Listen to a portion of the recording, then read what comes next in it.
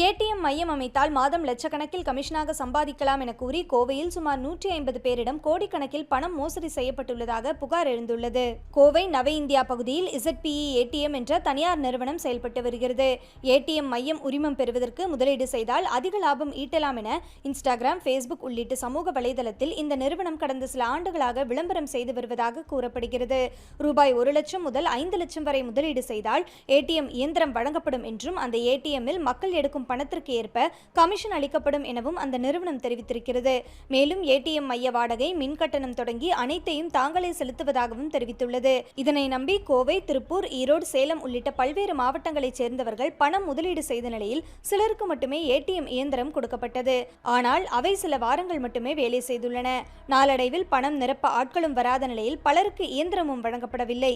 இதுகுறித்து நிறுவனத்திடம் கேட்டபோது மிரட்டல் துணியில் பேசியதாக பாதிக்கப்பட்டவர்கள் கூறுகின்றனர். தாங்கள் ஏமாற்றப்பட்டதை உணர்ந்த நிலையில் பாதிக்கப்பட்டவர்கள் சுமார் 76 பேர் மோசடி குறித்து கோவை மாநகர காவல் ஆணையர் அலுவலகத்தில் புகார் அளித்துள்ளனர்.